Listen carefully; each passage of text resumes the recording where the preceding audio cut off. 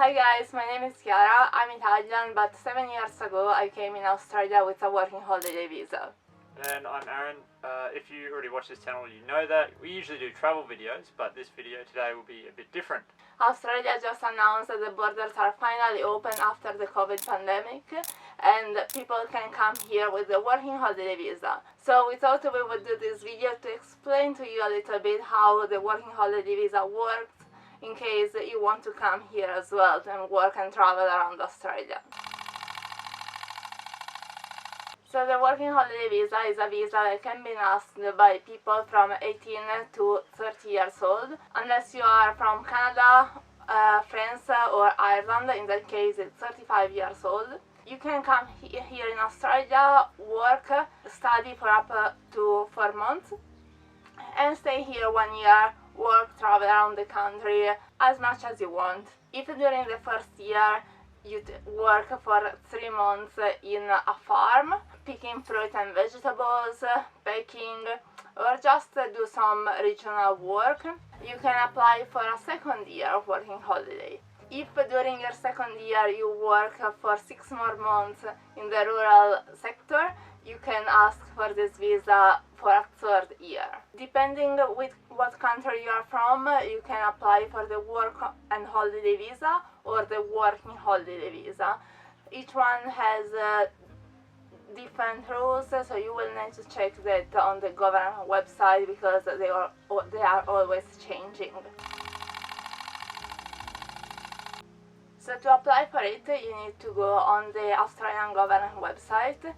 I recommend you to do it only on the website of the Australian government because there are different websites that can help you to apply for this visa, but you will pay more and it's not worth it because it's very easy to apply on the government website. I did it and I couldn't speak English when I applied for my visa, so you will be fine if you are watching this video. Obviously you will need to apply for it before coming to Australia. Give it maybe a couple of months, 2 or 3 months. Usually they are very quickly to grant you the visa, but with the COVID you never know what's going to happen, so give yourself some time to apply. You will need to have your documents ready when you apply. You will need your passport. They might ask for your birthday certificate, for a police certificate. They might ask for your bank account details. So depending from the country you come from, you will have different requirements. At the time we are shooting this video, the price is 495 Australian dollars. So if you are paying more than this, you are probably not on the official website, so have a look on what you are doing. To apply for this visa, the Australian government tells you that you will need 5,000 Australian dollars on your bank account or a return flight to your country, or the money in your bank, enough money on your bank account to buy a flight to go back to your country. Usually they don't check. Here as well depends what country you are from, but I strongly suggest you to have as much money as you can in your bank account, because having more money, it gives you the freedom of not getting bad jobs. And there are a lot of people, unfortunately, don't get scared, but there are a lot of people that will try to rip you off just because you're a backpacker. So having this money in your bank account will give you the power of quitting any jobs that you don't want to and giving you the time to find a new one. When you will buy your ticket, you will wonder where is better to land. So there are 3 major cities. There is Sydney, Melbourne and Brisbane, and Perth in the west coast. Right now you can't land in Brisbane because you will have to quarantine for 14 days, I think, in a very expensive hotel. So let's say that, or in Perth, same in Perth. So let's say that for now your options are Sydney and Melbourne. If you are European, you will probably enjoy Sydney because it is how you imagine Australia to be. It has these beautiful beaches, is warm, tropical trees, tropical animals. while Melbourne is a little bit more European. So I find that the people from South America or from US, they enjoy Melbourne more. But at the end of the day, it's your choice. Do your research and decide what city you prefer. As soon as you will get to Australia, you will need to do 4 very important things. First of all, you will need a phone number. So the best provider is Telstra. I always swap them. Telstra. If you want to go in a regional area, and for regional area I mean anywhere like 20 minutes away from a major city, you will need Telstra. You will need Telstra, as is the best provider. Which, I mean, internet in Australia is not great as soon as you go away from a major city, but Telstra is the best one. You also have Optus and Vodafone that use the same Telstra network, but they are not as good. Telstra is more expensive, but at the end of the day, you start with that and you won't have to change internet provider anymore. Second thing that you need to do when you get to Australia is open a bank account. The most famous banks are the Commonwealth, ANZ, which is useful if you are planning to go to do a working holiday in New Zealand, as well as they have banks both in Australia and New Zealand. What else there is? NAB. ANB. NAB. Yep. Anything else? There's plenty of banks, but yeah, they're the main ones. Yeah, they are the main ones. I went with Commonwealth. I enjoy Commonwealth. I never had a problem. Third thing that you need to do is the Medicare. Some countries will have the Medicare, which is the health insurance, basically, the free health insurance. Some countries will get it for 6 months. Some countries will get it for 1 year. It depends, you need to check. Some countries won't get it at all. So if you have the right to ask for the Medicare, one of the first things that you need to do when you get to Australia is apply for the Medicare at the Medicare Centrelink office. If you don't have the right to get the Medicare, you will need to do a travel insurance before you enter the country. Fourth thing you need to do when you come to Australia is the tax file number. The tax file number will give you the right to work. You can't work if you don't have one. You need to apply for it online, and it will take about 10 days to get in. You will get it on your mail. So if you don't have an address, you will need to give the address of your hostel or of your hotel or wherever you are. But just so you know, in case you miss your mail because you are changing hostels or house, which happens when you first arrive to the country, you can call and they will give your tax file number to you by phone. That's what I had to do because I never received my mail. Right, so you're here, you've got to get a job. How are you going to do that? Best and easiest way I've found is to go online. There are a few websites you can go to. There's a website called Gumtree. People post jobs on Gumtree all the time. There's a website called Seek. You can go to seek.com, look for a job there. There's a website called Indeed.com. Go there, look for a job. If you're staying at a backpackers, go to the backpackers job board, have a look there. Pick up the local paper. There might be some jobs posted in that. Usually online's the best way to go though. Word of mouth. Ask your accommodation if there's any jobs going around. Have your resume ready. Drop them in. Pick up the phone. Call the farm. Call around. See if there's jobs available. If you're proactive, you'll land a job no problem. Assuming you've got a job, you're going to want to get to the job. Best and easiest way to do that is to buy a car. I'm assuming that most of people coming here will be on a sort of a budget, so a cheaper option would be better. Again, pick up a local paper, look for cars in local paper, go online to carsales.com, have a look there. There's local car yards in the town you're at. Pretty much there's your best options. If you're picking up a car, if it's too cheap and too good to be true, it's probably a load of junk. Don't buy it. Go for your mid-range options and get it checked out. If you're unsure, get it checked by a mechanic. So when you're buying a car in Australia, it has to be in a roadworthy condition. You have to get a roadworthy certificate done by a mechanic. So let's assume that you're buying a car, it doesn't come with a roadworthy certificate. You have to take that car, get it to a mechanic, they do up a roadworthy certificate. If it's fine enough, if the car is in good enough condition, you'll receive a roadworthy certificate. If it's not, you'll pay to get more work done to get it into a roadworthy state.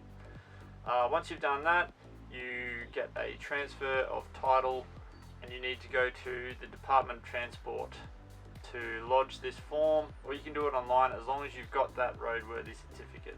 If you want to buy a car, is your choice, but unless you are in a major city, the transport in Australia is really bad.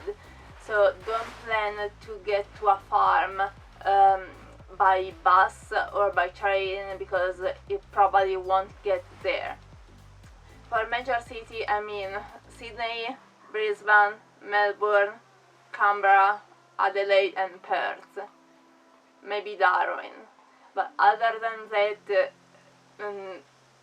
like these are the major cities in Australia. That's it. Other than that, you will probably need a car to move around. Even better, if you can afford it, buy a van instead of a car, because you can sleep in your van, you can travel around the country. A van is the best way to experience Australia. Alright, farm work. So when you come to Australia, as I was saying before, if you want to renew your visa for a second year and a third year, you will need to do farm work.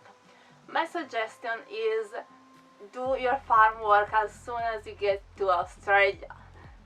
Listen to this, please remember what I'm telling you, because I've met too many people that they get at the end of their visa, 3 months before the end of their visa, and they didn't do farm works yet. And ultimately they end up not being able to finish the 3 months, and they need to go back to their own countries.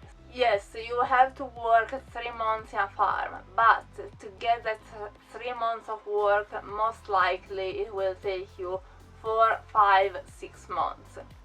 4 if you are lucky, but most likely will consider 5 or 6 months at least to finish your 88 days, I think it is. This is because in a lot of farms, if it's raining, you don't work. Maybe you start a job and then the season of the fruit season, the vegetable season finish, and you end up without a job.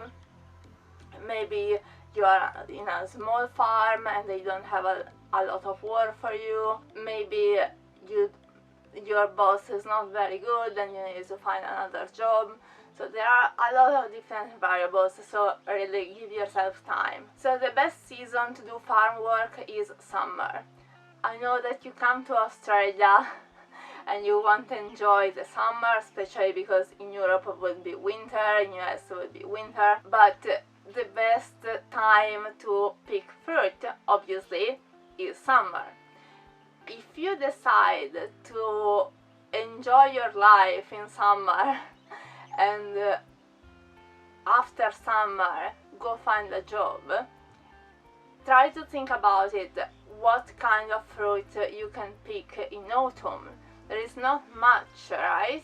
Even in your own country. Maybe you can find grapes or orange, but for this kind of fruit you need to go south.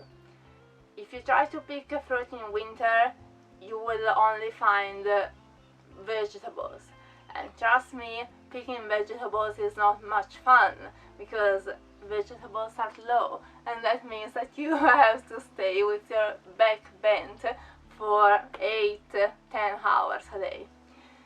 While if you do your farm work in summer, you can pick fruit. So the best fruit that I found to pick is apples. There are a lot of farms in Stanthorpe in Queensland. It's a nice little town. You will need to find yourself an apartment or a campsite if you have your van, and you have a lot of apple farm and you can find a job there. I heard that Tasmania is very good for picking cherries as well. You can make a lot of money there. I picked lemons. Lemons is quite good, but lemons have spikes, very long spikes. So yeah, you will have to deal with that when you have to put your hands in between them, your arms in between them. You can find online the Harvest Guide, which is like a PDF file written by the Australian government that gives you all the fruits that you can pick in Australia and in what season you can pick them. So that is a good guide to have an idea of where you want to go and when. Now, you might hear a lot of horror stories about farm work if you do some research about Australia. It depends, so you will need to find a good farm. I worked in amazing farms, I've met a lot of friends, and this is actually the cool thing of working in a farm. Because you work with other 100, 200 people, and there are all backpackers from different parts of the world. And it's amazing, you have a lot of fun, you eat together, you work together, you party together, and it's awesome, you will have the best time. But there are also a lot of farms that they will rip you off, because they know that you will have to do 88 days of work, because they know that you need this job. They will rip you off and they will pay you a very low hourly rate. So historically in the past, farm work was considered to be a low-paying job. Recently, as of November, I believe, to 2021, Fair Work Australia has brought in new rules and legislations that say that minimum wage in Australia is currently $25.41. If you're being paid less than $25 an hour, your boss is breaking the law and stealing from you. That being said, some farms were paying piece rates, so you would pick a bucket of potatoes, tomatoes, whatever, you would be paid per bucket. If that per bucket rate doesn't equal $25.41 an hour, you're breaking the law. So $25.41 is the minimum wage in Australia. So do your research, make sure you're getting at least that, and you'll be fine. Don't be afraid of speak up, because there are a lot of farm works around. So if a farm doesn't treat you fairly, you can, ideally would be great if you report them to the Fair Works, so it doesn't happen to anyone else, but quit the job straight away. You will find another job, trust me, you will be fine. There is plenty of farm work around, especially now, because there are a lot of farms looking for workers, and because the borders have been closed for 2 years, there are not backpackers around. So make sure to be treated fairly. And about getting treated fairly, let's talk about the working hostels. The working hostels are the worst thing that you can find in Australia. Don't take me wrong, I've met amazing friends in the working hostels, and I loved staying there and having fun. I had a lot of fun, but I also have been treated very badly from the managers. So first of all, what are working hostels? So working hostels are these hostels that they give you a bed in a room, usually with other 9 people, and they're supposed to find you a job. So you pay quite a lot of money to stay in these rooms with cockroaches and dust, dirty rooms with other 9 people, you usually pay around $220 a week, and the manager is supposed to find you a job. They say that by law they're not legally required to find a job, and it's true, but the reason why you are paying that much money is to get a job, obviously. Sometimes, actually a lot of time, they will find you very bad jobs in which you will get ripped off. You will get paid $7 an hour to pick a bucket of zucchini, and if you quit the job, they will ask you to leave the working hostel, or most likely they will just keep you there. They won't give you any more jobs, and you will just keep paying them, keep paying your weekly rent without working. So my suggestion is avoid the working hostels as much as you can. The best thing that you can do is have your car, buy yourself a van, go in a farm town. You can find the most famous farm town online, but in Queensland, because I have been in Queensland for the past 7 years almost, so I can tell you that in Queensland the most famous farm towns are Stanthorpe, Bundaberg, Gatton, Ayr, Tully, and there are others that now don't come in my mind, but on the official Harvest Guide website you can find all the towns that produce fruit and vegetables. So my suggestion is get your car, get your van, go in the town that you choose, go around farm by farm and ask if they have a job. The best way to find a farm job. Once that you found a job, then you can pick whatever accommodation you want. You will find a lot of share houses. You can find campsites. If you don't have a van, there are some campsites that give you cabins, and you will pay so much less money than that you would pay in a working hostel, and you will live in a better and cleaner environment. So when I met Aaron, I was paying, I remember this very well because it was traumatizing finding it out. I was paying $220 a week to stay in a working hostel with 2 guys in the bedroom with me. It was a very small room with how do you call the bunk beds, and there were 3 bunk beds and I was on the top one. Once my phone fell down on the guy on the first bed, I almost killed him, this poor British guy. Anyway, this very small room, it wasn't even divided male and female, so I was in this very small room with 2 boys. Was paying $220 a week. I met Aaron, who was living in this very pretty house, and he was paying $160 a week. And I remember I was shocked. So please don't get ripped off on the working hostels.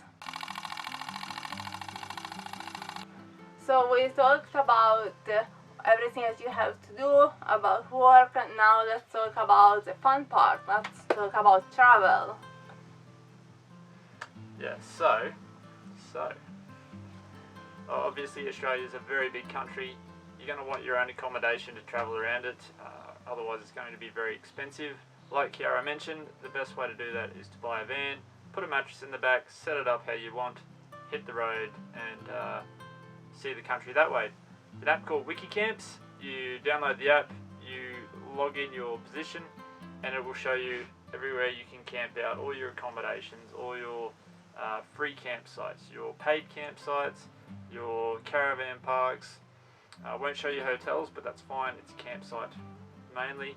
And you see some really awesome stuff and places that you wouldn't ordinarily know about, so Wikicamps is the way to go, in my opinion.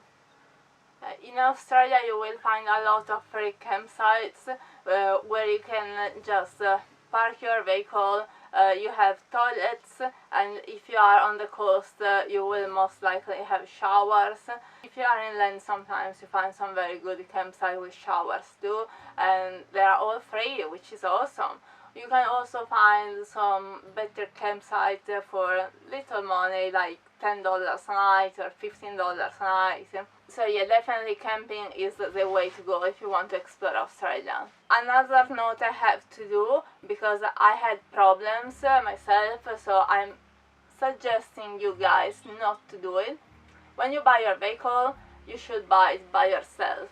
I know that it's easier to buy a van or a car with a friend because it's cheaper, you pay half, but unless this person is your partner, you're spending the life with, don't buy it with a friend, because I had problems with my friend I bought the van with, and we had to fix the van, we had to sell it because we didn't want to travel together anymore.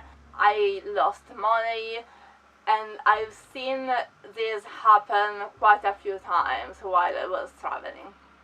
So if you can afford it, buy your van or your car by yourself. So guys, I gave you some information. I hope that I didn't scare you. But I came in Australia 7 years ago. I did 2 years of working holiday, because when I did it, we could only do 2 years, now it's 3. And I had the best time of my life. I met a lot of friends from every part of the world. I learned a lot of things. And yeah, I traveled around Australia. I really had a great time.